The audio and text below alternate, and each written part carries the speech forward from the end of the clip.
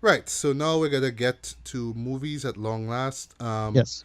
In keeping up with my suffering through some of the worst movies of 2017, no, I'm not gonna watch a lot of them because there was just so much damn good movies this year. Why would I put myself Yeah. through that torture? True But there was bullshit. Yeah. still a few of them that I was just curious, you know what I mean? Because, like I always say, I'm a sucker for pain. I always want to see how bad a show is, a particular show is. And this one, oh boy, Resident Evil, boy, Okay. the final chapter. So I'll confess I, something, I right? I didn't watch this at all. I know. I'll confess something. I was never that big or knowledgeable on the Resident Evil games. Forgive me, it's just how I was raised. It's not like, oh, we can't play these games in our house. It's just that I never really caught up with a majority of those games, especially like for the PS4 ones, like the new Resident Evil 7, which came out earlier this year, like way in January actually came out. I think it was Yeah, a yeah, yeah. roughly around the time this film here came out. So no, I'm not knowledgeable in all things Resident Evil video games, but I know how great and how influential and how badass these games are. So, there's no question. When it comes to the movies though, alright, so the first Yeah. one was what it was, right? It is what it Yeah. is. I remember kind of liking it, but yeah, a Yeah, lot of it was bad and didn't yeah, work. it's shit. It don't hold up at all. It's from Right. Paul W.S. Anderson, because, I Right. mean, although he did make currently my favorite video game movie of all time, Yeah, Mortal 1995's Mortal Kombat. Kombat. I mean, it's just an easy pick. It's just so easy. But I love that movie all the same, right? In a Right. guilty pleasure kind of way.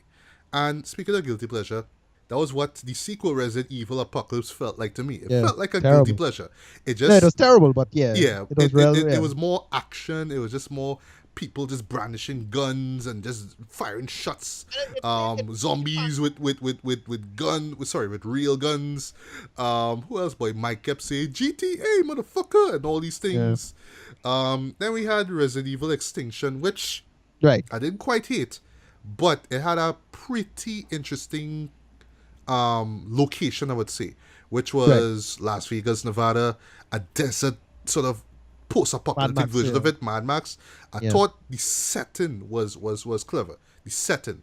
And they did a little thing with some like zombie birds, but apart from that, I didn't care for it. A lot of people died. My caps died. I was like, fuck, why did I kill them for? And then they revealed this big twist which made no sense. And then Ship and me went and watched Resident Evil Afterlife in 3D. Because this was like the Right. first one that was in 3D, if I'm not mistaken.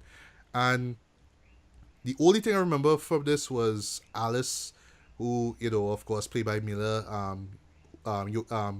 Jojovic or Yoyovich or Hohovich. Popovich. Yeah. Hohovich. Popovich. Yeah. Hohovich, Popovich. Yeah.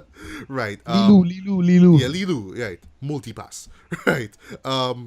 Fighting against, I don't even remember the character. The guy with the mallet, the big hammer, the big zombie with the hammer, and he was fighting in this public restroom. That's Yeah, like I the can't remember. only scene I remember from that. Everything else, I only remember Nemesis. I see what the character. He was in two. right. And then after that, there was Resident Evil Retribution, which I actually did a written review for, Yeah. because this was around the time when everybody thought the world was gonna end, because the Mayan calendar and all that crap Right. with That bullshit. Yeah. 2012. So I reviewed that, and to me, that was just a colossal waste of time because it felt like just different video game set pieces. Now, like every sequence was just a level in a game, and it just didn't work for me. There was one interesting, I'm not gonna call it cool, one interesting thing that they did at the very beginning of the movie, which is where as opposed to this giving you a recap of what happened, they actually, like, it starts off in a ship basically, right? So you're seeing like this battle that takes place, but it's done, it basically rewinds itself now.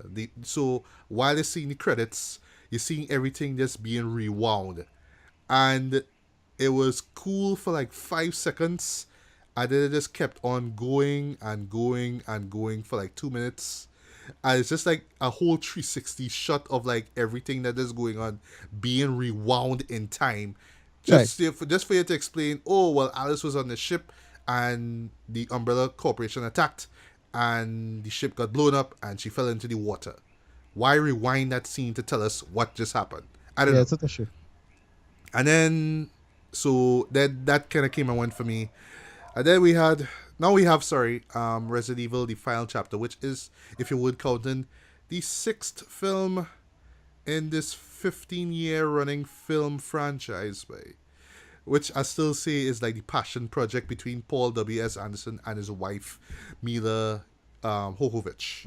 So, dude, your thoughts on, I don't know, the movies, the games? Yeah, Yeah. I just never like any of these movies. I kind of like the first one, but all of them was just terrible and terrible and terrible. And it's like at a certain point, it's just a waste of money. Boy. Um, and it much like with the Underworld franchise, it's just a total mess. By the way, I think it had Underworld earlier this year. Yes, Blood Wars, which I Right. may It was be terrible. reviewing for the next episode. Yeah, which was Because they tell me it's the end. I want to see how it ends. How bad Yeah, it ends. I saw it in theaters. It was a mess. That more likely gonna make worse of the year for me. Now you're making me want to see it now. Yeah, it was a hot mess, a total waste of time. Anyway, so the franchise is just people and their wife making movies. Director, wife, is my wife. Yeah. Make the movies with my wife. That's it. Yeah. I don't give a shit. You know what I mean? Like, I don't know. Like for them to just like, I'm not wishing any ill will on their marriage, right? But just to be doing these things, just making these movies for like 15 years, right? It's kind of admirable when you think about it, right? You know what I mean? It's like the fans and the critics don't really care, but we love each other so much, so let's make another movie for people to spend their money on, and it's gonna be bullshit, but it doesn't matter because we have money now. You know what I mean? Right. Yeah. So the final chapter. This could be kind of tricky to explain because honestly, there's not much of a story going on here. So so we get this intro, which kind of lays on the history about the T virus and how it's created and blah blah blah. Right. The origin of the Red Queen. It was the daughter of one of the one of the guys who used to run the Umbrella Corporation. Yada yada yada. Blah blah blah. Right. Once again, we have Alice in this post-apocalyptic future. Driving around. Just driving around for the sake of that. For the sake of doing that. And in this one here, I don't actually remember this from the other films. We actually have like flying monsters in this one here, boy. Right. Like flying creatures. You saw it in the trailer, like a couple of winged demons. I can't even call them zombies, like trying to kill her, and then she shoots at them, and then basically we have so now we have Isaacs who's like trying to track her down. Right. Isaacs, of course, is played by Ian Glenn, who is from Game of Thrones, and a guy who should know better because he is from Game of Thrones. And he's hunting down Alice, and while that's going on, you have this zombie horde basically following them, and basically through a whole set of circumstances, she ends up running into the Red Queen herself. She just kind of stops off, and the Red Queen is there in this kind of little, this little pocket thing, and Red Queen is basically telling her that she has 48 hours to get to Raccoon City to go back to the hive where all the shit start from, to acquire the antivirus, which when dispersed will cure the world of the zombie plague that has been affecting it since whatever. I don't know, 2002, since this movie came out, since the franchise began. But anyway. And of course, along the way, she runs into random people who just kind of show up. They look good. They're just there to just die, basically. You don't really even get any characters, backgrounds into any of them. One of them actually was Ruby Rose, who was, you remember her from Orange is the New Black, and she was in that Triple X movie, which is a bigger guilty pleasure for me. Yes, and in John Wick Chapter 2 as well. And it's just this whole big setup for her to go to the hive to recreate the same stuff that we saw in the first film, and this big shocking reveal about who Alice really is. And if you're like, just look at it, if you just use your brain just a little bit, you will just see this twist coming a mile away, and that's all I'll have to say. I don't really want to spoil it, because I guess if you want to suffer through it, it'll be like more of a shock when you see for yourself. But when you see this, it's like, really? That's the big twist? So all this time, Alice was so. That's all I'll say. But I'll get to one issue, and then I'll jump into all the flaws, right? So the first time she meets the Red Queen, and she hears about all this stuff. She knows she had to go to Raccoon City, and she had to go to the hive, right? Yeah. She's given a 48-hour time limit, right? Race against Right. time. And then afterwards, she run into Isaacs, and he have this kind of big Mad Max Fury Road, like this kind of big truck, and he have this zombie horde following. And this is like this really interesting scene where they had her tied up in the back, so these zombies like trying to catch at her. And then of course, because she's Alice and she can't die, she find a way out of it, and then she started to blow up shit and kick ass and whatnot. So all this going on. So like what she, it's basically like this what she gets, right? This watch, and then the timer goes up 48 hours, right? I could have swear between that moment where she get the watch to the moment where she run into Isaacs, because that moment when she looking at the watch, I seen 35 hours. Right. So how long it take for you to get from point A to point B? How long it took for you? You wasn't walking, you wasn't running, you had a bike, if I'm not mistaken. She had a motorbike. How long it took for you to get to there? It took you that long? Okay. So yeah, the show kneecaps its own race against time premise by Right. shortening down the time with every scene we get. And this movie clocks it at about roughly hour and 25 minutes, right? So wouldn't it have made much more sense to have the time be like 24 hours? Like give her I a limited amount of time for her to do her I job. yeah, So I don't you know the audience would at least give her shit. No, you give her 48 hours, and then you just keep cutting this down till the moment, I swear to God, she reaches to the hive and she have like 12 fucking hours. right. So let me just jump into flaws one time, because oh my God, there's so much flaws, right? So I said Mad Max Fury Road, and it's almost like Paul W.S. Anderson watched Mad Max Fury Road and said, hey, I want to do that. I want to have scenes where, somebody's on top of a moving vehicle and they're fighting and there's explosions and it's like this real piss poor attempt at recreating Fury Road, right? It's so Right. blatantly apparent. It's just like, nah, man, this is like oh gosh, these people who do Sharknado, I'm Right. forgetting these guys. Not Blumhouse. No, not Blumhouse. Gosh, I'm forgetting the guys. The studio. It's almost like the Yeah. studio watched Fury Road and say, "Hey, we could do our own version of that too." You know what I mean? Right. To the desert set designs, to how messed up the future looks like. Everything just feels like a ripoff of Fury Road until they reach a Raccoon City, right? Yeah.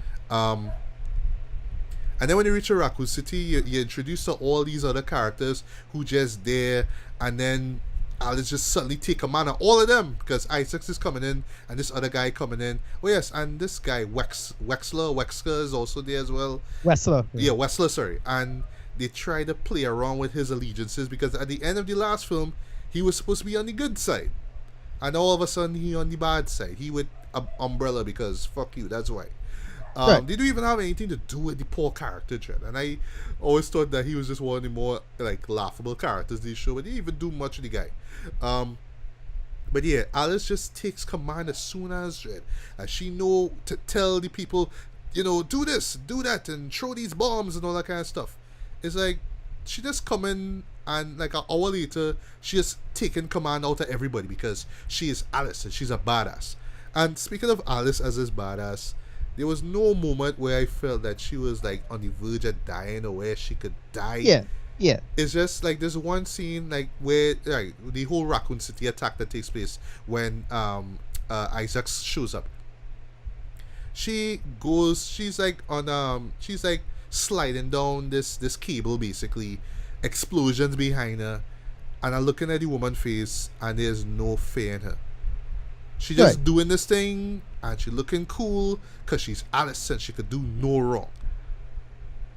There's even moments later on where she's confronted by by soldiers and zombies and all that kind of stuff, and she might show off a little bit of fear, but she's gonna find a way out of it anyway. So that just really took me out of her role as well.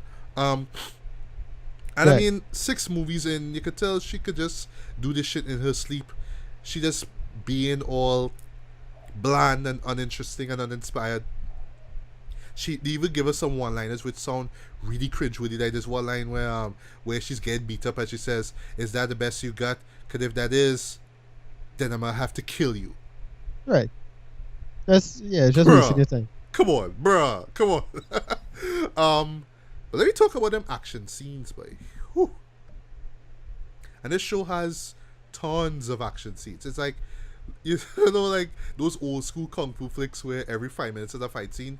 With this Right. case here, every 5 minutes is an action sequence. And they're all chopped up and edited in the worst way possible. Like I talking about, like the median length between shots is like about a millisecond. Like you could blink and miss a shot. This is like Taken 2 all over again, Jed. There's one fight scene, like her fighting against this Asian guy, right? I think it's on during the Raccoon City fight. And I swear there was a moment where I swear there was a moment where there was like 6 cuts just to show her throw a punch at that guy. Yeah. Almost to the point, like almost you wondering if the punch that was laid on the guy was from Alice or not. Or if somebody just came off screen and blow, this cold clock the guy. You know what I mean? It's just so fast, so sloppily edited as well too. Like you're trying to get a sense of what's going on, and every once in a while they will let the shot linger on. But for the majority of these action sequences, these shots just go by so fast. And like I say, everybody else outside of Alice are just nameless, soulless characters who just come and go. They just come, they die, and you don't give a shit. You know, you're not invested with any one of these characters. You're supposed to be invested in Alice's character, but you just don't care at this point in time. And then when they actually get to the third act, and then they get to all the big twists and everything, it's just like, well, really, okay. And then on top of all that, they have the audacity to end the show on like the worst note, Trend. I have to spoil it. I fuck it. I have to spoil this, right? So she gets the antivirus, and Right. for some reason she falls down. Like she's on top of this building, or whatever it is, right? Or this platform. She falls to the ground, right? And there's all these zombies ganging up on her. So of course you have to have the antivirus in a vial because of course sci-fi Yeah. movie. Take fall, a break, and apparently this is an airborne virus, right? An airborne virus. Now, Right. thing going in the air, and I seeing this zombie horde that rushing towards Alice. All of a sudden, all of them just drop to the ground, just fall, boom, just fall. Right. And Alice wakes up, and this other character is there and tells her, well, yeah, the antivirus came out, and all these zombies just fell. Now, when I saw these zombies fall to the ground, I was thinking freaking, remember Goldfinger? Right. 64's Goldfinger. Remember when they had that airborne, the knockout gas scene, and all the military personnel who was around Fort Knox just fell, you know, as soon as it just hit the air. Remember that? Now, Yeah. you know, with something like that, it was a campy moment. It's kind of cheesy when you look at it, but it worked because it's 1964, right? But 2017, Dread, this vial drop on the ground. It's not in the airs yet, right? It's not in the fucking air. Thing drops, and all these zombies just fall to the ground. And you're telling me this is how the T virus is cured. Right. All well, these zombies just fall into the ground, and then what? could do this all the time. Are they gonna wake back up as humans? We don't see. And it just ends Okay. basically with, yes, I have to spoil the end. It just ends basically with Alice on her bike driving down, just looking out to see, just making sure that the virus itself has spread throughout the world, throughout the Earth's atmosphere, basically. Just making sure that everybody is cured now. Right. And this is how you end your 15-year franchise, right? With a virus that just escaped from a vial, zombies fall into the ground, and that's it, the end. Yeah. Well, lazy bullshit. We expect. Lazy bullshit. And to me though, like I know it have fans for this franchise. I know people like the dumb shit, the dumb action shit. I like my dumb action shit too. Like the first 2 movies, I could watch on a Saturday night when I have nothing else better to do. But there are people who genuinely love this franchise. They look past the shitty, you know, stories and whatnot, and they see the merit in it, right? They see the fun in it. But I can imagine these fans hating this engine. And I had to spoil the end just for you to understand how dumb this ending was. How it just kind of just kicked everybody who love this franchise, who've been supporting this franchise, literally in the groin us. Yeah. Like that's how you end it off on this real weak, pathetic note, Dread. And yeah, boy, like you could tell it in my voice. There's nothing going for this. The action scenes, like I said, ripped off from other movies. I've seen these things before. They sloppily edited. The cuts are just so fast. You could blink and you could miss them. The acting across the across the board, sorry, is terrible. Hohovich, my bad. Alice Right. just doesn't seem to give a shit anymore. She's just doing this like blindfolded. Paul W.S. Anderson doesn't even seem to care as well, because he know he gonna get a big fat paycheck out of Screen Gems. And Sony, by the way. And oh yes, last thing I have to say before I get to rate it. Now, it's Resident Evil, Dread. It's... Well, these films are rated R, right? And it's from a franchise that's rated M. Right. But this, to me, felt like so fine-tuned for television, Dread. Like, there is... Like, I was looking out for somebody to say the word fuck. Nobody says that. They say filthy. It's like, you filthy liar, you know what I mean? Right, It's right, like it watered down to the point like you just want this thing to show on TV, Dread. And then the worst part is, I could be wrong about this. This is like the bloodless, the most bloodless Resident Evil movie I've ever seen, Dread. Like literally, there's nothing that I could say was close to graphic violence. There's some blood here and there, like a little few shots here and there, but nothing that I haven't seen before that. I talk about Walking Dead. But like Right. if you show this on USA, I imagine this is like the station that would show this. You don't even have to cut a single thing. It is tame. It is the tamest Resident Evil movie out there, and I'm wondering why is it so tame? Why is the language so PG? Why is the violence so PG-13? I thought this is an R film. What going on here? And isn't this a zombie film? Why is your average episode of Walking Dead much more gruesome and violent than what we got here in the entirety of this movie? Like, why? And like I said, I feel they just want to show this thing on TV. So you wouldn't have to cut anything out and people will get the full gist of it. But like, why? You have an R rating, Jen. You have a franchise that built itself on gore. So why are you dumbing yourself down now? So I don't know. That made no sense to me. Actually, this whole show made no sense to me. The whole franchise makes no sense to me. They could have just stopped at part 3, in my opinion. But this went on for 6 movies, and my god, this is hands down the worst of all of them. Without a doubt, this gets a 1 out of 5. Of course, it sucked. This is easily one of the worst shows of the year. It's just so easy. I'll just say this in closing. It's just so easy to pick on this franchise. It's just like, Resident Evil, it's gonna suck, because these movies are bullshit, But in a world where we have The Walking Dead on AMC, on cable television, which took graphic violence from movies and video games and put it in TV to the point that we could actually accept showing somebody getting their neck ripped off or bitten off by a zombie. We could just watch that and be numb to it, basically. And then give us this real half-ass product which do even live up to the gore of a Walking Dead episode. Is like, this pathetic. It's just real sad when you think about it, right? Yeah. I just glad that this series is done. I hope that it's done. I hope that we get no more of these movies. I don't want a reboot of this. No more. I just final thing I have to say. In terms of video game movies, I hear that Mr. Anderson is gonna be doing a live action version of Monster Hunter.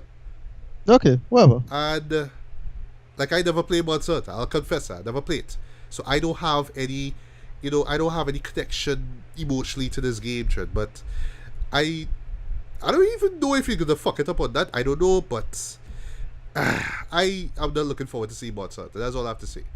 So yeah, Mortal Kombat is still his best work, but that's really saying a lot. But yeah, skip the final chapter at all costs, but just be so grateful that this is indeed the final chapter. And I hope and I pray to God that this is indeed the last Resident Evil movie that we ever see.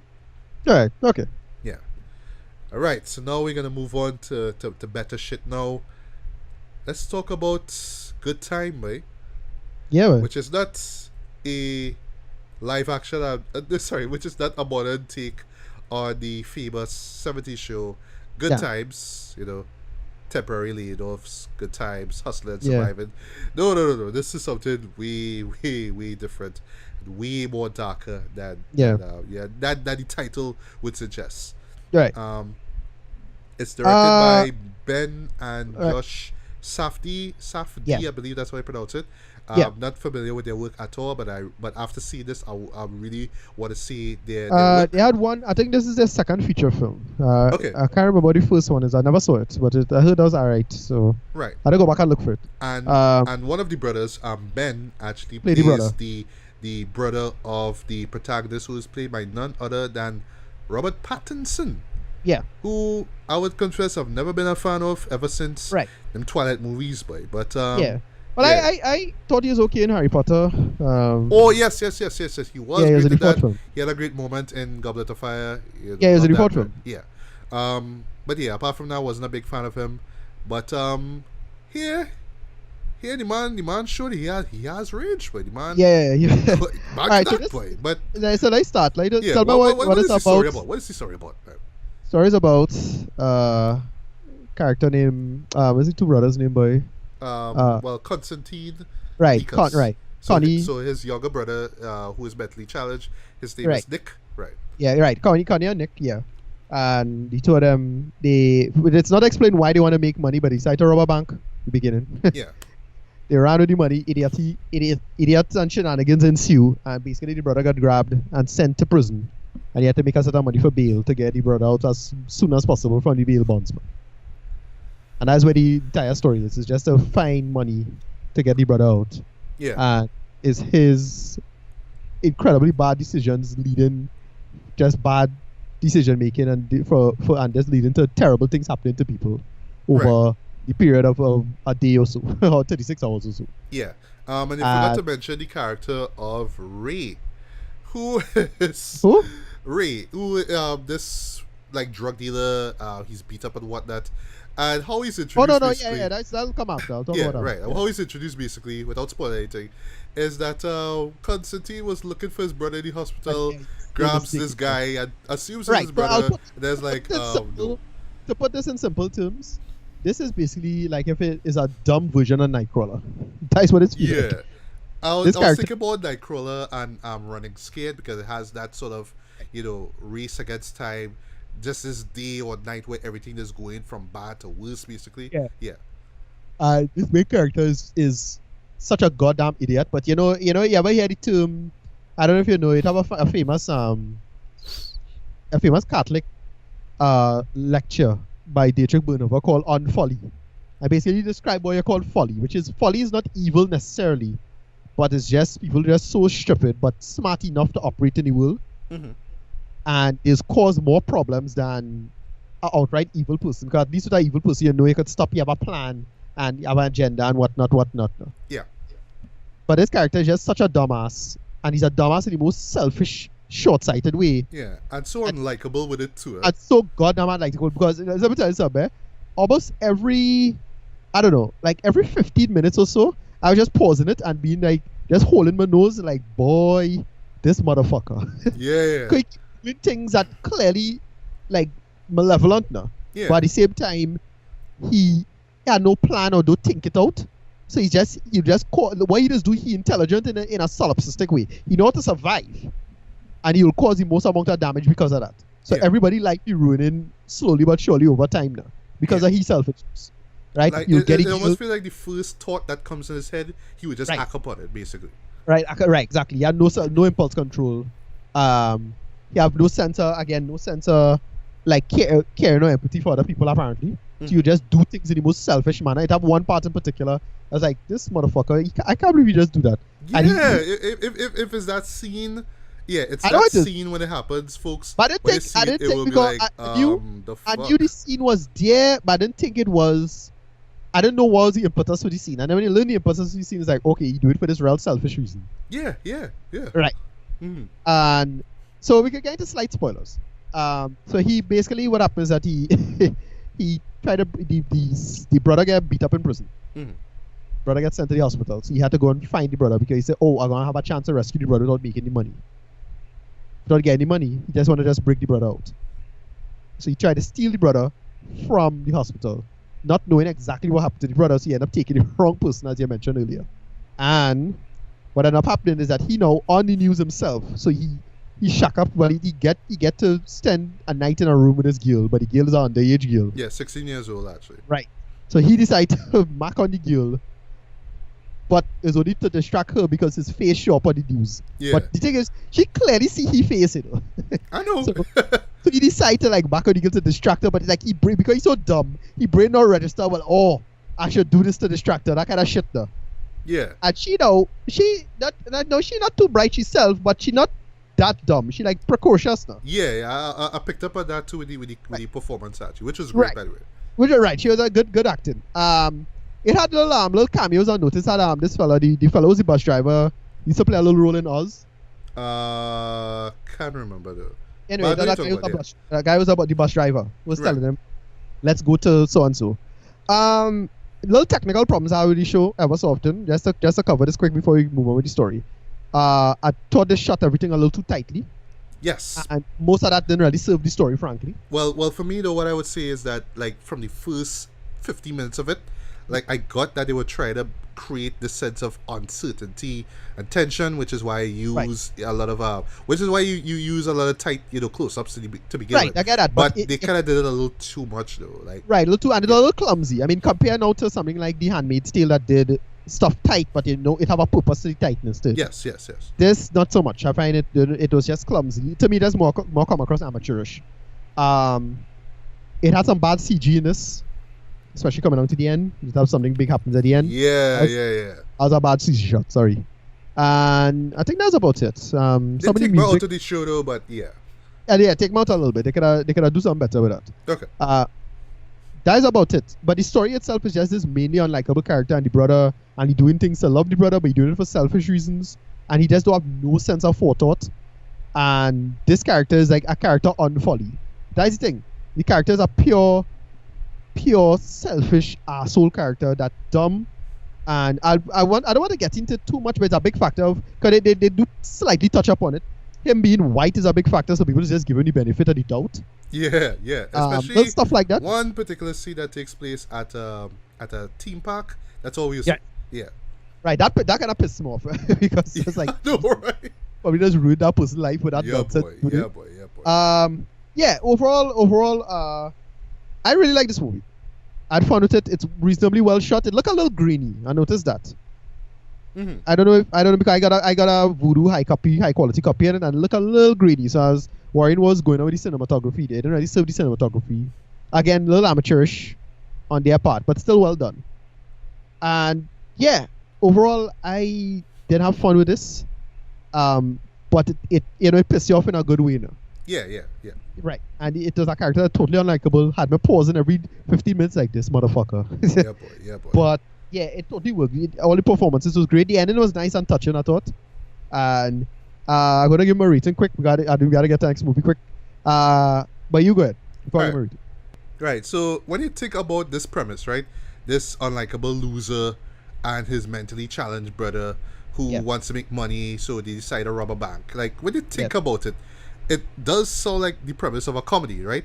But with this though, like when you really think about it, it is dark comedy. But I didn't see it like that though. Like I just saw it as this guy just making bad decision after bad decision after bad decision. So really, it's less of a comedy or dark comedy and more of a thriller. Just you, not so much of the edge you see, but just you wanted to know how far is this character going to go to get this job done, or to save himself, or to save his brother. Right. And that to me is what. Right. So I saw it as a dark comedy of errors. But how I saw it is a person who, you know, have people who just perfectly suited, but they can't adapt to modern living at all. Yeah. So because he's so dumb, he get that it have things in the world to stop him now. Yeah. But he will just keep barreling forward like a moron now. Yeah. And you could make it an allegory for certain things in the world going on right now. Not sure. It's feel like it's feel like if a person who's a movie character operating in the real world. Yes. So it's a movie plot in a classical, typical dumb movie plot. But like, oh well, what if this play out in the real world? And you get to see how that logic just don't mix at all. It's almost as if Lloyd Christmas in the real world. Lloyd Christmas, the dumbass from Dumb and Dumber, yeah. German character. Right, that's what it is. It's feel like that. Yeah. This man just makes such incredibly dumb decisions, but it's so blatantly dumb. Like, you can't believe how he survived in the world. And then you learn how he's a total parasite to his mother and sister and grandmother. Right? I think it's right. Oh, no, it's his girlfriend's mother and girlfriend and then his grandmother. Yeah. And you can and understand how he was trying to get money from the girlfriend's right, mother. Yeah, which was again another this motherfucker moment. Yeah, boy. So that actress who plays the girlfriend's mother is Jennifer Jason Leigh. I thought they would have done more with her character because I heard that she was Yeah, I thought they would have done more too. Yeah, you're right about that. And, she was actually in the trailer quite a lot though. Right. Yeah, but and go ahead. Right. So, and then he just operating in the world like he just barreling forward with his stupidity, but he's still getting away with bullshit now. Yeah. Right, and I don't know if again you could probably make. I mentioned this earlier. Where you can make a political allegory out of it, maybe where there's a person doing clear bullshit, but you're not calling them on this shit. But you got to exploit, emotions and things in the most fascinating way. Now again, he's a smooth talker, but he's not that bright. Yeah. So he's just not smooth talk enough, and he's lie in the most insidious ways. Yeah. Again, on folly, not that bright, but he know how to operate fallaciously and folly now. Right. A bullshitter in the worst type of bullshitter. And I can't say I'm ever meet people like that. I probably know one person I think I know like that. But it's a person that just can't survive over time. They just burn themselves out now. Over time now, because eventually the world starts passing them by. No way they'll get more untrustworthy over time. They'll start to build a reputation. But that's how he does operate. Right. And eventually the story comes to hilt with that without a really, in my opinion, a pretty good ending. Yeah. I'll talk about that in a bit. Right. Yeah. And that's about it. Go ahead now.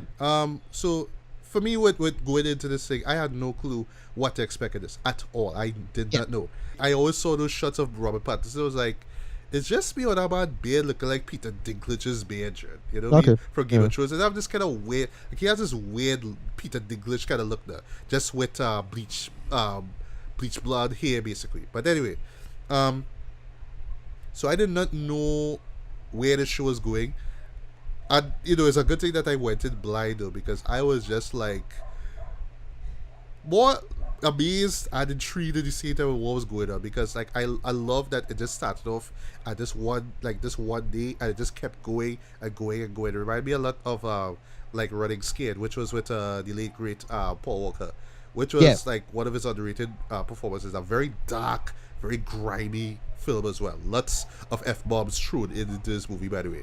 But once again, this character that on the dark side, and he's trying to deal with this situation, people trying to kill him, and just going over the course of this one night now.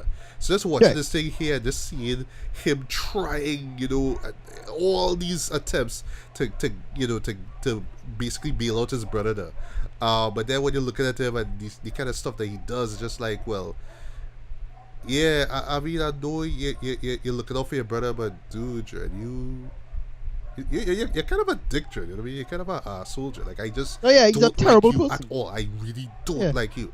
And then that moment that you mentioned with the girl, I was just like, okay, they're really doing this here. You know what I mean? It's not explicit, but it's the thought behind it. Really, it's just like, dude. Why, Jen? Why would you do that? And then things kind of get even more bad to worse, basically, when that character Ray shows up, and then when you hear this man's grimy ass backstory, that backstory's funny this whole and then this the way how he's talk, the way how he just keep cussing like every 5 seconds, and this whole thing with him trying to get acid. So it just feels like this sort of cinema verite kind of look. And just these characters just on this downward spiral journey to hell. It's a very, very good character piece, eh?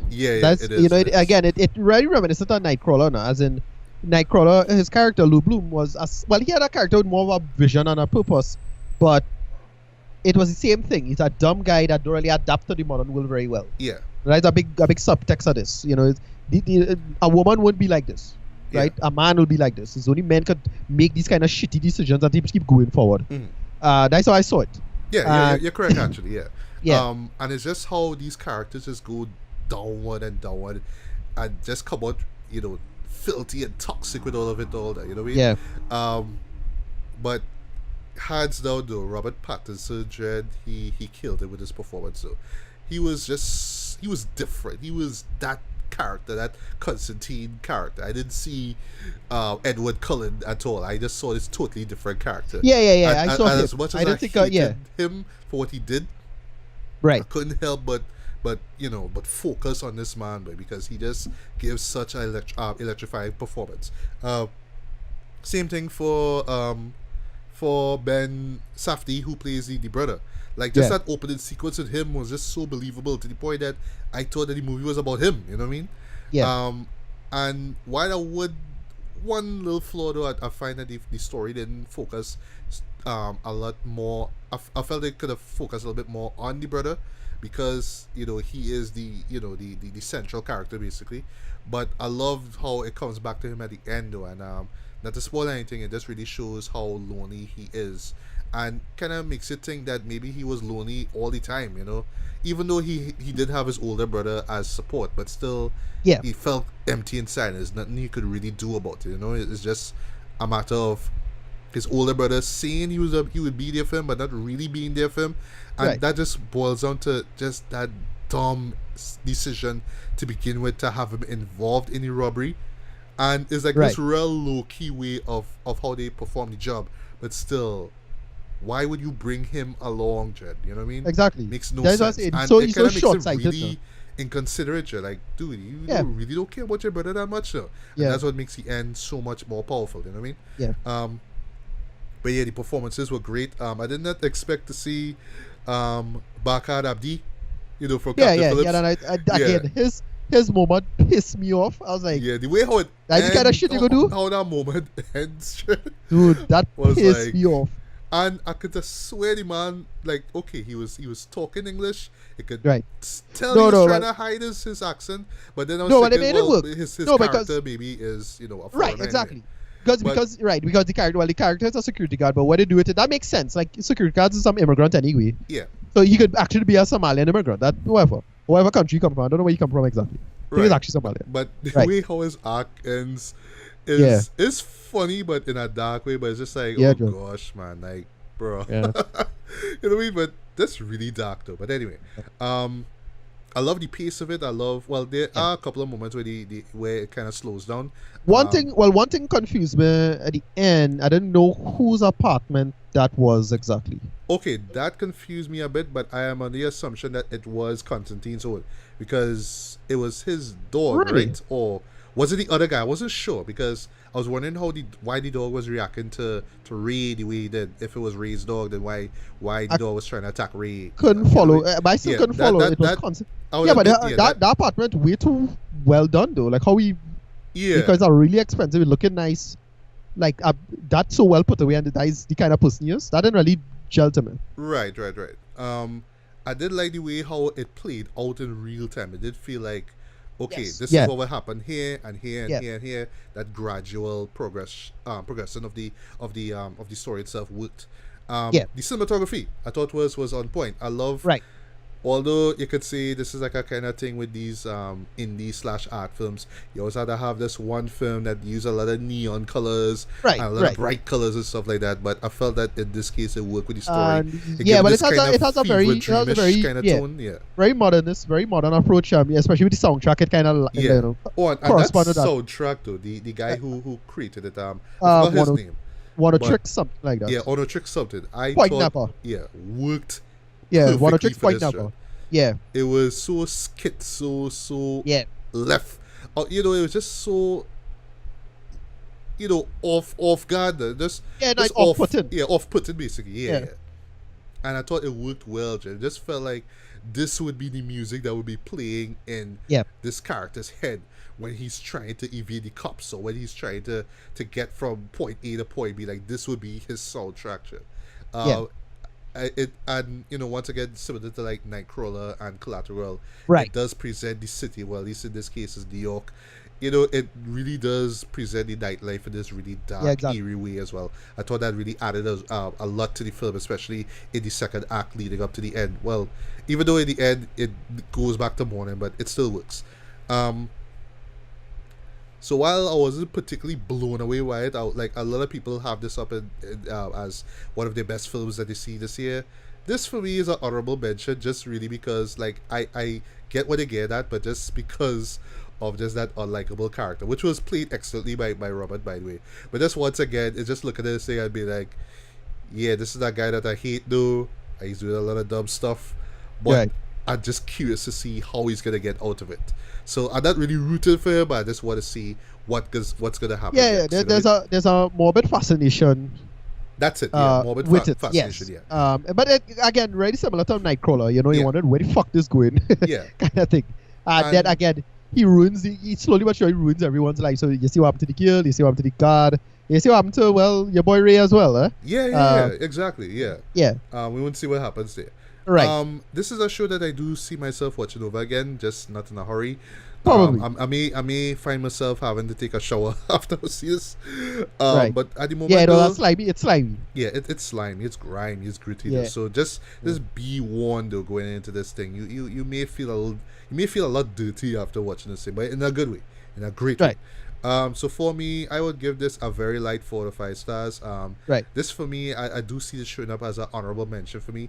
This is Probably. one that I know it skipped some people's radar, wrongfully so. But I just hope that with the hype that's and just the praise has been getting since it came out, more people actually check this out and actually put this as one of their favorites of the year. While it's not my Right. top favorite or one of my top favorites, yeah, this is one I actually I'm glad that I got to see, and Right. before the year, before 2017 came to an end, and I highly recommend that you do check it out, guys. But just be forewarned, you're gonna feel really sticky and grimy and Yeah. ugh You have to take a afterwards. shower after. Yeah, I get this one a very, very, very, very high movie talk. All right, fair. That's fair what enough. it deserves. Right. Finally, a movie which you reviewed a while back. I finally got the chance to see it. I'm so glad that I got to see it before year's end. Right. Darren Aronofsky's Mother! Exclamation mark. So we're gonna do something a little bit different here. So seeing that you did a synopsis of the film already. I will just put a link below to your synopsis / review of the film. That will be like the spoiler free version of it. But for here, we're just gonna jump into not all the spoilers, because believe me, there's just so much things to talk about in this film. But we're just gonna in my case, I'm just gonna talk about the stuff that stood out to me, the stuff that had me thinking about this movie. So I actually saw this movie about 3 days ago at the time of this recording. Right. And up to now, I'm still thinking about this movie, Right. which is a great thing. And I have a feeling I'm going to be thinking about this movie long after this year is over. Right. Because this is one of those shows, boy, that does provoke thought, basically. It's thought-provoking, derp, right? But in a really interesting, really clever, really artistic way, though. This, to me, is like for me though, you don't see directors doing this on a regular basis. You don't see directors actually challenging viewers with stories, with ideas, with themes, with concepts and stuff like that. Every once in a while, a director will come out and do that. And I know Darren Aronofsky has provoked and distill people quite a few times in his career. Especially with films like Requiem for a Dream. And I guess to an extent, not so much Black Swan, but really Noah, actually, like those two shows in particular. Well, Noah, yeah, that's the closest comparison. Yeah. Although, Right. yes, you're right. Although I did praise Noah, I actually did a review of it. As a Christian, I actually got where he was coming from with it as well, even though I know that he has his non-Christian, viewpoint of the event, but it doesn't matter to me. It was just an idea. It was Okay. That's the big thing about this. It's actually a Christian viewpoint. Right. It's actually a Christian viewpoint, but we'll talk about that. Yeah. So Right, and and after seeing this show, I actually looked up and about the whole controversy surrounding this show, and because of just a couple things that happened in the third act, which by the way was incredibly was fucked up. Not too much fucked up as I expected, Yeah. but it was fucked up though. I saw why people were offended, why people just hated this film, but I don't know. There was just so much overall. There's just so much to just dissect and analyze. Like for me though, I would love one day to just do like an analysis video on this movie because Yeah. there's just so much things in this to really, ponder upon. Really. Right. And you're right with the whole Onino stuff because like I was thinking about it at first while I was watching the show, but I just kind of let the show kind of flow and let sink in for itself. So one thing, I would just before I jump into like legit spoilers, I would admit I was actually misled by the trailer because I was expecting this thing to be like this downright horror flick there. Well, not from the word go, but especially from when things started to get weird in the second act to that batshit crazy third act. I thought it was just gonna be like incredibly, frightening, disturbing and scary and just crazy, you know what I mean? Right. And one film that it reminded me of, and this is actually one show that I've avoided at all costs, maybe just because I'm not ready to see it, but like I could help but think about the show, even though I haven't seen it. Antichrist, which is a movie that Right. Lars von Trier, I believe he did either in 2009 or 2010 or one of those years, but it does have allusions to it where you have these two characters who are isolated and they're meant to represent biblical characters, or the setting is supposed to represent some sort of biblical location, like Right, Eden, yeah. or whatever it is, and then something dark happens and it just goes from bad to worse. So the way how it started off and how it's paced, and based on what you were saying, I was thinking that it was going to eventually get into Antichrist level bad now, you know what I mean? Right. Because I heard certain bad things that took place in that movie, which I will not reveal, but just really disgusting stuff. Luckily, it does not go that distance though. It still maintains that R rating, but they just managed to do some things though. Like I say, will did and will actually intentionally like anger viewers now, you know what I mean? Yeah. Especially with the birth that takes place. We'll get to that in the spoilers. But because I was just so invested into the thing, and because I saw what Darren was really expressing with the story, because just that one moment I know will take people out, but there's just so much things going on during that moment now, where it's like, okay, now I see what he's trying to say here. Right. It like when the moment did happen though, well, the couple of moments happened.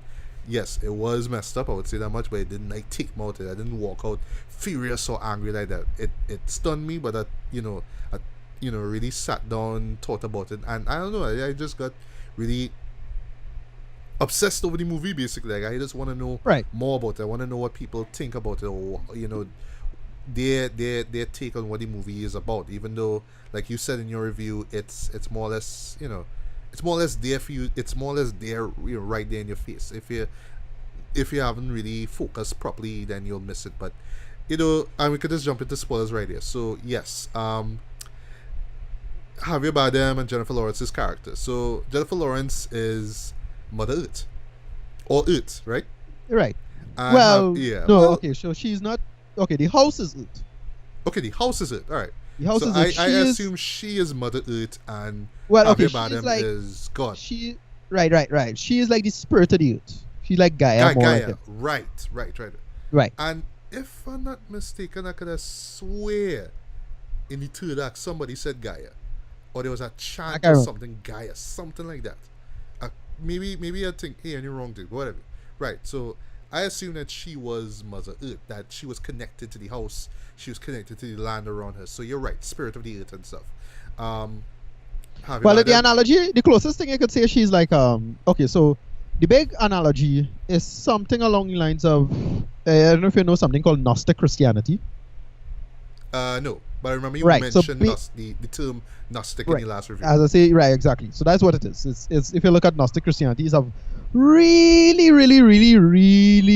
out there, really old interpretation of Christianity, a lot of different outlooks. Does it involve the earth and trees and stuff? Yes, it does. Well, it does. It involves something called Sophia, and God and the world's soul is a woman, and the Gnostic myth of Sophia. So she kind of like Gaia, but there's a character called Sophia in the Gnostic text, and that's basically what it is. That's the character she played. Okay. Right. So Javier Bardem is God. Right.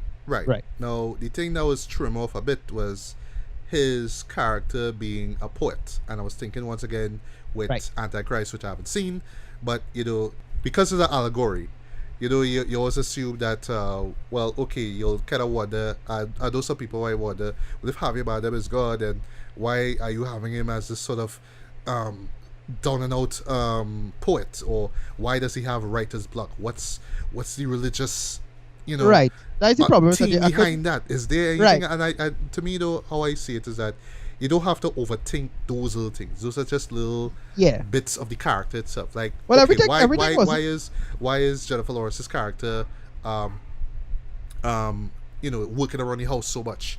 And why is she drinking that yellow formula tea? Like, what's going on? What's the religious undertones on the beneath that? I don't think really. It's just how the character is established. So I don't think there's anything hidden between the fact that Javier Bardem has writer's block. I just think it's just a reason for him to bring these people in so willingly, and for him to be so overjoyed when he has quote unquote fans. Right. So they basically the history of the world, and the implication is that the world is operating cycles. Yes, exactly. From the way how the film starts and how it ends, basically. Which I didn't like, because I thought it sell that out. I thought whatever would I do it to start out, the only thing I would have changed, I would have the fire, and then have that be like a dream.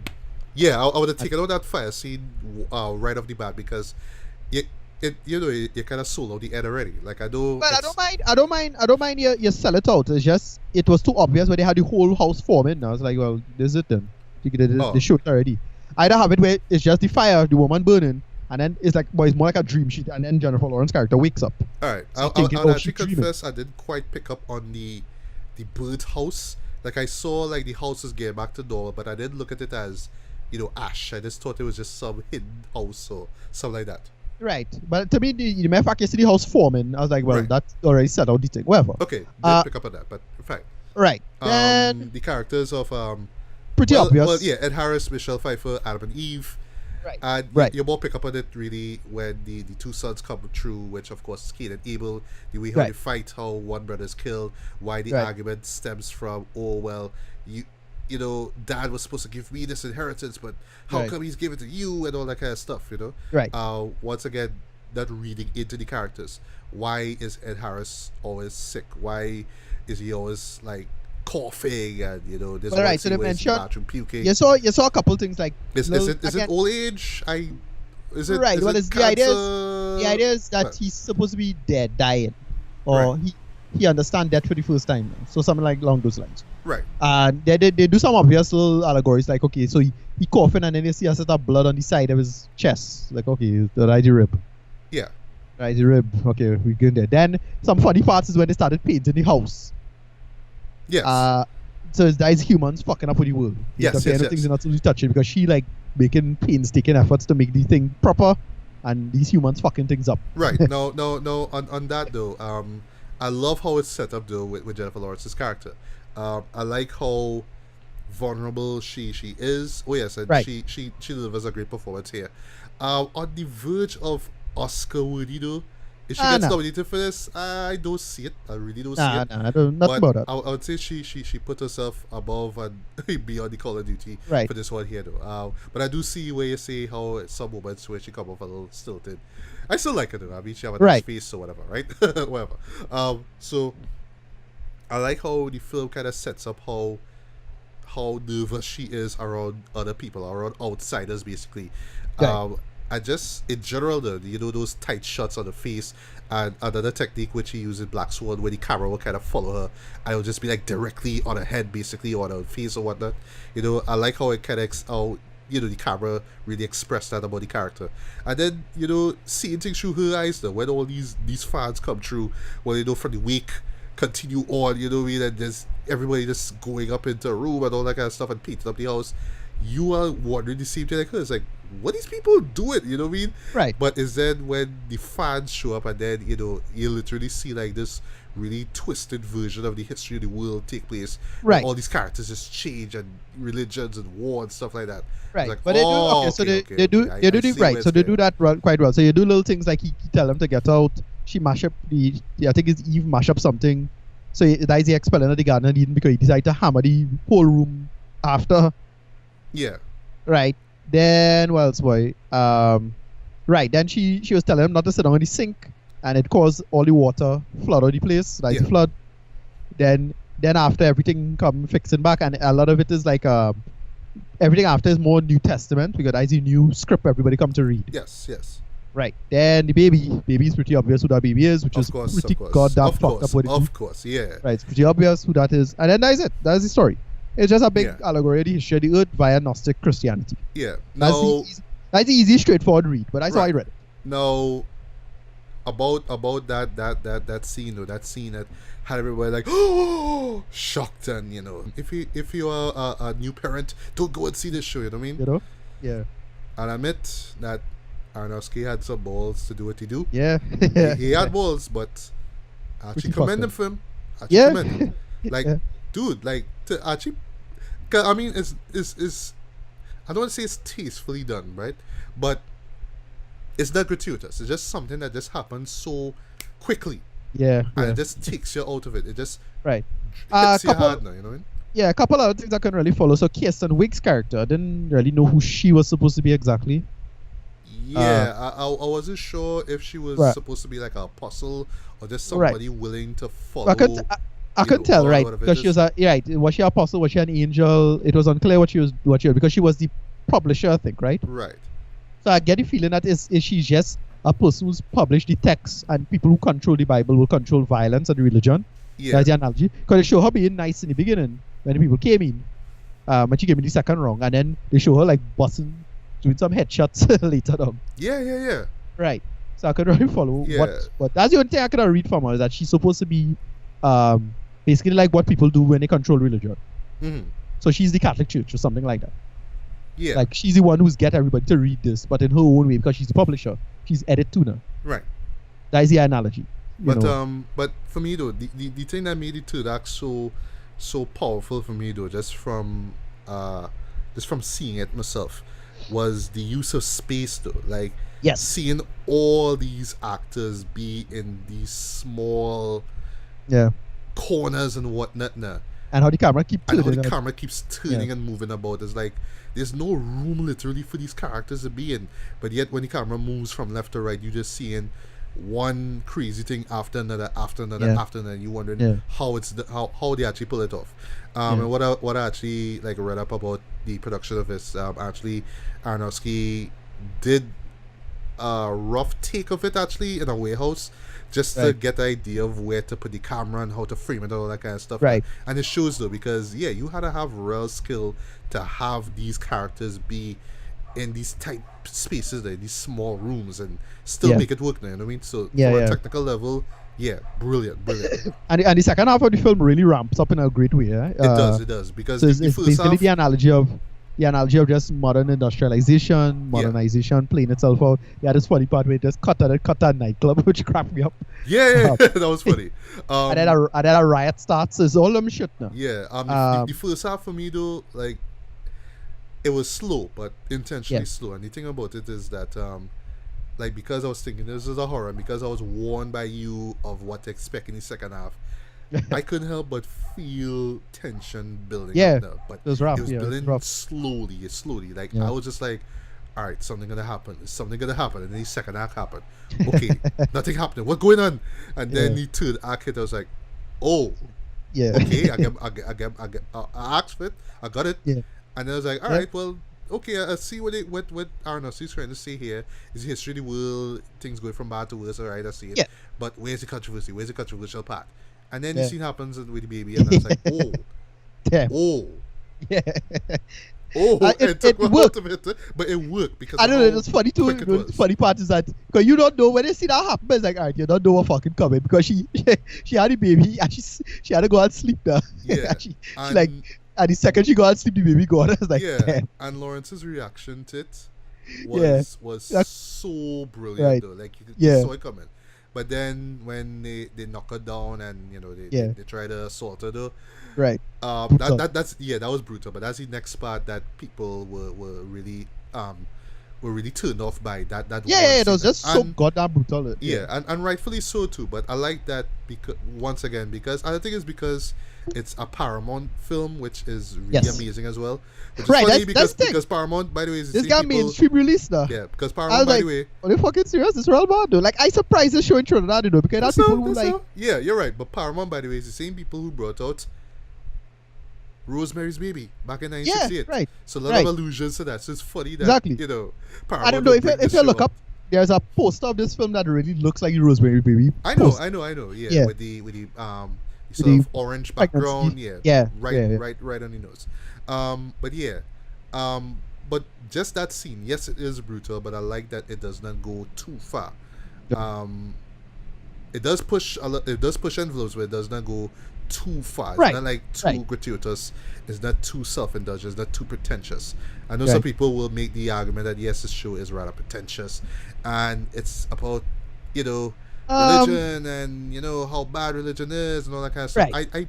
I personally don't see it that way though. I see it as similar to Noah, where it's a person who has been impacted by religion, probably more negative than positive, but not coming out and saying, yes, I hate the Bible and I hate God, or whatever it is. It's just somebody kind of examine it too from a human perspective, just seeing Right. how the world is in this, characterizing, major figures from the Bible, God and, the earth and all that kind of stuff.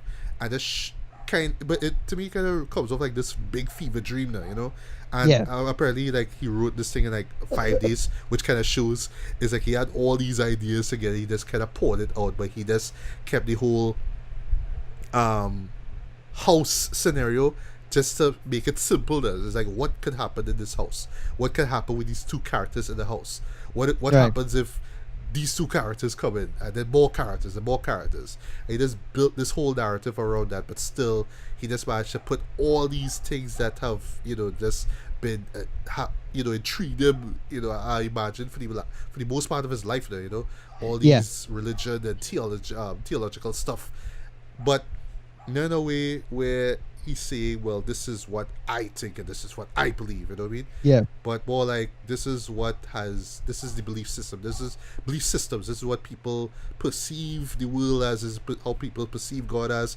how people perceive religion, all that kind of stuff. But I'm just throwing it out to you out there in a way that's unique, something that you've never seen before. But I'm leaving it to you, the audience, to figure out the meanings behind these things. I'm not telling you this is how it is, this is how God is, and all that kind of stuff. You know what I mean? Right. He has his own viewpoint of God. That's fine. I have my own viewpoint. You have your own, but it's not like some big propaganda piece where it's like all anti-religious or anti-Christian. I Well, don't right, see it that way. But I know yeah. people will spin it and say, yeah, it's atheist or agnostic, whatever. I don't see it like that. I just see it as just, at the end of the day, it's art, right? You look at it. Right. It's what you get out of it. You can look at it and see it as some kind of weird, bizarre domestic thriller, or if you look deeper down, you see the, religious and theological stuff in it. But that's the point. It's really for you to think about it, to really talk about it, not just say, well, yes, this is what it is, and accept it as is. There's a lot of deeper meaning into it, and that's why I said I would love to do analysis video of it. And I imagine people will be doing videos and articles of this for years to come, because yeah, boy, this is what is gonna go down, boy. One of the most thought-provoking movies like ever, in my opinion. Yeah. Yeah. A lot of it works for me. As I said, I've roughly the same rating I had from before. It more likely gonna get one of the best of the year for me, because it's again, it's not the idea itself. The idea itself, if you walked in blind, I would have enjoyed it much more. But I still enjoyed it because it's still kind of spoiled for me. Yeah. When I figured it, it's like, oh, okay, this is what you're going for, cool. And they did it. He did it. I thought it was great. Yeah. It's not my favorite of his. I still think the wrestler is the best, but yeah, this was still real hard. Yeah, I totally agree with you, Jed. And I will just say this before I get into rated. I love the fact that something like this exists. I love the fact that somebody in 2017 who is working under means, and release mainstream on a big Hollywood studio, put something this bizarre though, but still thought provoking and still interesting, something that's gonna provoke, gonna you know encourage discussions and talks and whatnot, but in a Right. good way though. It's art, and you don't see stuff like this in mainstream cinema. And something like this film to have the balls to put this out there is amazing to me. So yeah, I agree with you totally. This is one of the best movies of the year though. Not one of my favorite Aronofsky movies, I would say, but this is one that I want to see again. Actually, I'm hoping one day that just like with Rosemary's Baby, this gets a Criterion Collection release. You know what I mean? Right. I Yeah. would love for this thing to come out, and I would buy this without hesitation. So for me, this gets a strong 4 out of 5. Dude, this is gonna be in my top 10 for sure. Yeah. While it's not gonna be in my top 5, it's definitely gonna be somewhere between 6 and 10. This is one that is gonna stick with me for years to come. This is what I'm gonna go back to. I'm gonna study it, analyze it, and this is one that I would encourage people to go and see. I'm not expecting them to love it or like it at all, but it's one that, like I say, is one that you just have to go in and really think about. It's gonna leave you thinking, and to see something like this in 2017 is great. I support stuff like this. I support directors who's willing to to raise the bar, and, not just entertain, but leave us with something for us to to analyze and digest and dissect and whatnot. And like you said, Ricardo, yeah, this movie actually made it down here, boy, but in movie town. But I wish it got wider circulation, in my opinion. Line up. But yeah, at the end of the day, we know that shit not gonna happen. But yeah, I'm glad that something is out, something like this is out. I'm glad that we got to see it, because yeah, hands down, one of the best movies of 2017. Yeah. All right, so Ricardo, where can we find you online? Prasad, RMEDDY. That is at Armedi. At RMEDDY on Twitter. And then you can just type in my name, Ricardo Medina, on Facebook. You can find me there. All right, you can also find me on Twitter. Just look for Legally Black MJB. MJB are in capital letters. You can also find me on Facebook. Just look for my name, Matthew Bailey, alongside a Legally Black blog official fan base, where you find the link to this podcast here, as well as the other podcasts that I've posted over the past couple of years. Right. And of course, my written reviews as well. So, less than 2 weeks until Christmas. So, one way or the other, we're going to check out The Last Jedi, Star Wars. Yes. Yeah, in IMAX. We're both going to check it out together. Right, hype for that. Well, I saw see this movie. I could talk about it this episode, but maybe next week as well. I finally saw The Beguiled. All right. Yeah, that's one I've been meaning to check out as well. So thanks for bringing that up too. All is said and done, it wasn't that great, but it had some solid performances. But you didn't get no best of the year or anything like that for me. All right, cool. And of course, this will be basically our last run through of movies that we were meant to check out this year, but we just didn't get around to it. And from there, you could look forward to our year's end list, where we're gonna run through our top 17. You're gonna do 17, right, or 10? Yeah, whatever it is. Right. So in my case, I'll do top 17 best movies of 2017. Top 10 worst movies of 2017, and in my case, top 17 hip-hop albums, top 5 EPs, and instrumental albums of the year as well. Yeah. So yes, guys, that's something you can look forward to. Right. So we're just saying, sadly, a lot of great movies I probably won't be on my list because I did not see them, but, that's how I thought it was. Yeah. Also, finally, before I forget, I have to say this, though. Early rest in peace, though, to VidMe. Yes, unfortunately. Yeah, we forgot to mention this last time, which was one of the platforms that I've been experimenting with, uploading my content. Yeah. There, unfortunately, they're going to be shutting down on the 15th, I believe it is. Yeah, but they're not, I don't think they're not shutting down, but well, at least there's this long write-up about what they're going to do, but they do promise sometime next year that they're going to revamp themselves. They're going to be something else. The reasons behind them, shutting down temporarily does make sense. It's more, like monetization, them, maintaining their servers while having to pay the content creators, is really difficult as well. So that makes perfect sense to me. I totally understand that. Right. So who knows what we're going to get with this revamped VidMe? I myself very, really pissed off with that, because like VidMe was a genuine potential platform for competition with YouTube, especially with Yeah, YouTube, you're with all right. the Potential. with- Yeah. with all the chicanery going on YouTube. I mean, even though the people on with me is not the most stellar bunch, at least in terms of like the politics or the attitude, the point is the freedom. Yeah. And Yeah. it had one of my favorite online people personalities had all his videos on with me for a while because most of his stuff, the way how he puts so much of the actual content that he reviews on the video, that it would have been a problem for him, but he can't do it on YouTube. So he Right. decided on he used to be on Blip, then he moved to another player, but the player kind of sucked, and then he got on VidMe, and VidMe was a good run because VidMe had good technology behind it now. Very, Right. very fast, streamed very, very well. You could download and upload from it very, very quickly. And yeah, it's unfortunate how this playing out. So I don't know. Well, the fellow, he's switching to Vimeo finally, so whatever. That'll be fine, I suppose. Right. I'll be going to hold back with anything. Because the way I was format, he needs a lot of the actual footage from the original content as part of it now. Right. But I saw his review, but whatever. That's about it. Okay. Yeah. All right. So once again, guys, good morning, good afternoon, good evening, good night, whenever you listen.